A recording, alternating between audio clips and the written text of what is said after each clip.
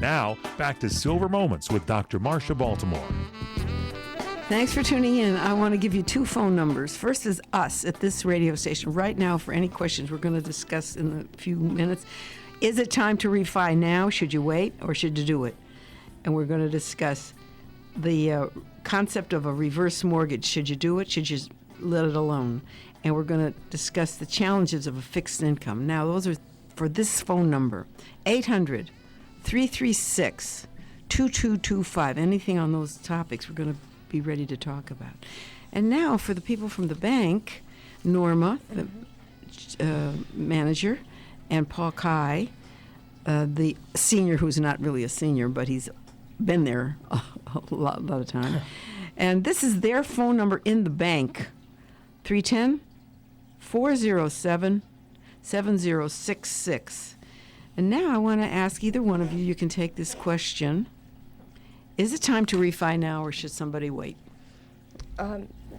It's definitely time to look at things. Earlier we had heard on the news, and we've consistently heard that mortgage rates are down. I think that everyone who has thought about refinancing has either taken the first step to do that. A lot of people have some challenges, though. If we're specific to seniors, a lot of times people are on a fixed income, so a lot of our topics kind of bridge together.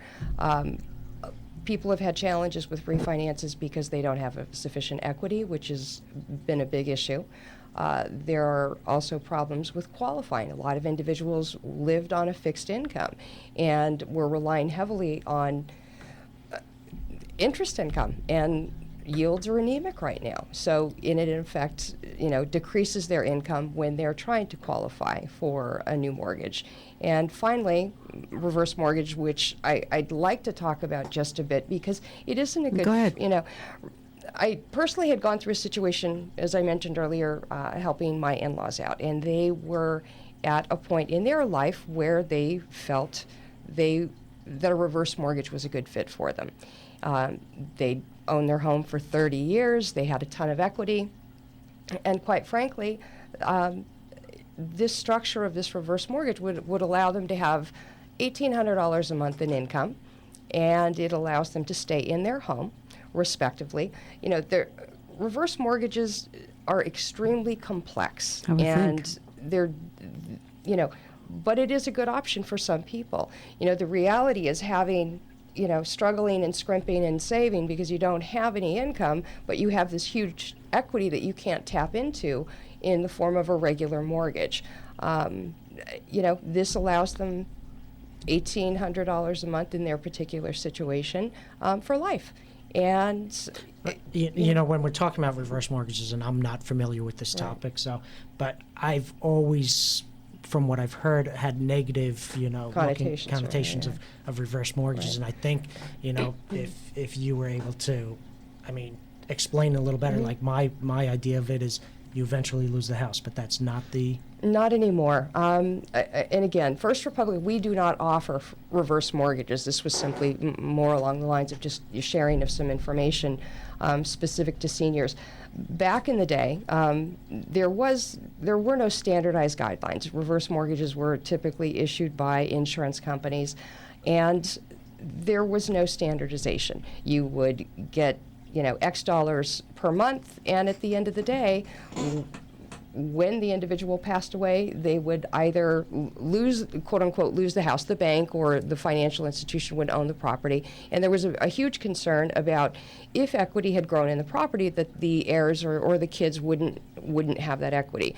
Times have changed. These loans are now insured by FHA, and they are more commonplace. There's a lot of financial institutions that specialize, and they're loan officers that, the one in particular that I worked with my in-laws, who did a fantastic job and will go through each scenario. And it is really customized to the individuals. A lot of, the dollar amounts that, I think it's up to $625 is the FHA limit. That loan is insured, so you have a government-insured loan to make sure that those payments are continuing to you.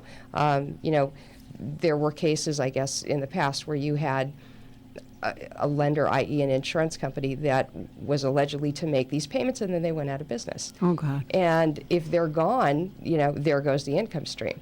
So, which is why FHA stepped in, and they're now providing, insurance behind that. So, but again, I think it comes back to relationship, how the individual, what they want to achieve, and talking with a professional as yourself, to say, is this the right decision for me to make again?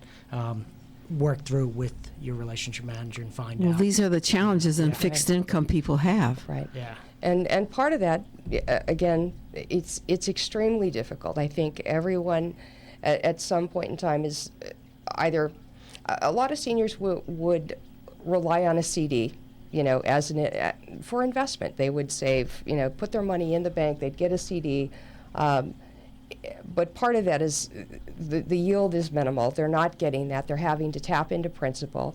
And ultimately, you get down to a place where,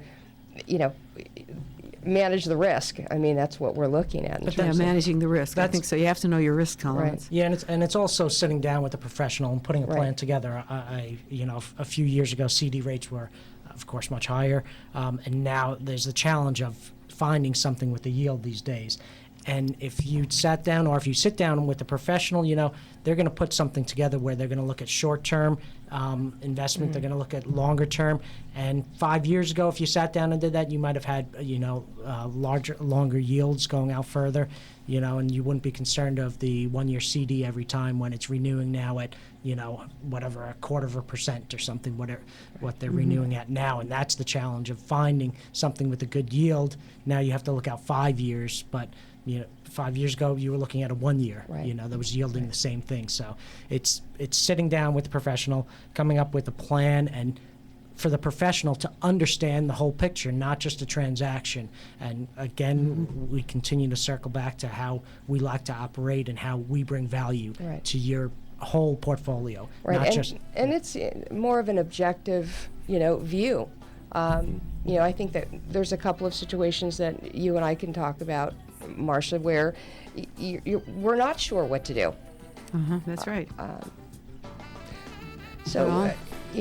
Again, it's trying to find a trusted advisor, and we can get into and that. work with your stockbroker and to a level.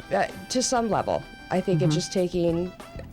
Okay, thank you for thinking about that. That's a hard nut to crack. Yeah.